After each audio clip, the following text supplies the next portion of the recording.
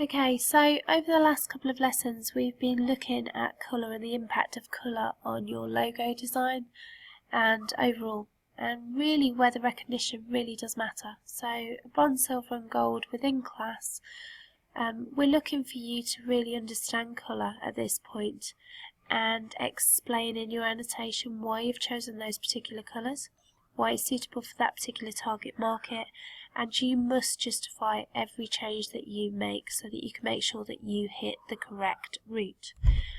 When we look at these images here, each piece of felt food art has been designed by somebody, has considered the colour that they've used, and then when it's been made into felt food art, it's been simplified again.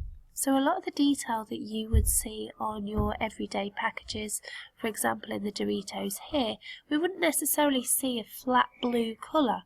However, we recognise the Doritos because of the skill in the machinist. The background colour, however, is enough for us to understand really what that packet is all about.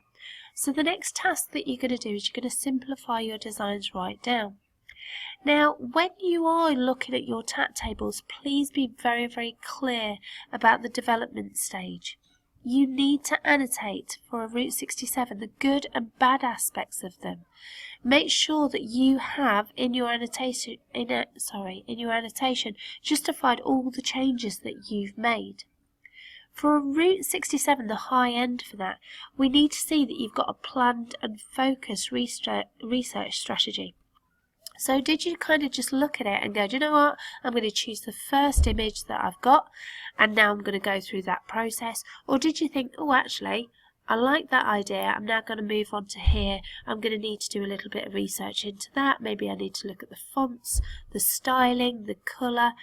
And by referring back to that research, and obviously you're going to be annotating this at this point, when you're referring back to it, it really does show your teacher that you're thinking about what you're doing and you're fulfilling the Route 67 criteria.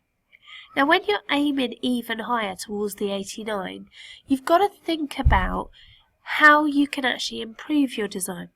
Now you explain the impact and the success of your research. If it didn't work initially, if you needed to do a little bit more, please don't worry about it, tell me. And simply what we can then do is we can look at what we need to do to the design to improve it even further. When you've got this clear design strategy, at GCSE we're looking A or A star. You won't get any further than maybe a C if you don't even include that element at all. And the design strategy is saying, do you know what, I'm going to look at the internet, I'm going to look at these books, I'm then going to do a little bit of design work, I'm then going to refer back to my initial designs, I'm going to simplify them back down, I'm now going to develop from there, I'm going to look at the text, I'm going to look at the fonts, I'm going to look at the colours, I'm going to look at the impacts of colours, that kind of thing. And as you do that research, that really shows your strong knowledge, and your annotation is the key to you getting to those Route 89 in your development areas. So just to recap, for bronze you need to make sure that you've got one image and that you have developed that in a number of different ways with inspirational research. Don't just go and grab a packet off the floor, stick it onto a piece of paper. You're not going to get anywhere with that.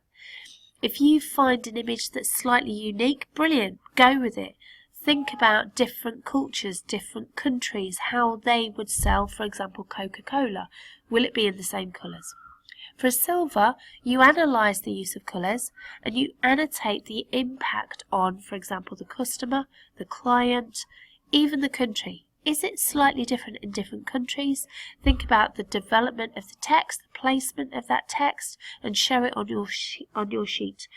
And then for a gold, you're looking at alternative colours. You're recognising that actually, for example, Pepsi use the colours that they do. They keep it very, very samey. And they keep it the same because your target market will recognise it. Well, what happens if you change your target market? Can you change the colour? Can you change the text? Can you still make sure that people will recognise, for example, that it is Pepsi? And then finally for a diamond standard, and this is those who are looking for that Route 89, who are just prepared to do that little bit extra, exploded or blown up diagrams which reflect on your text. So when we were looking at the very beginning of all your sections of text, think about who your target market could be, the application of colour, make sure you clearly explain it. Good luck.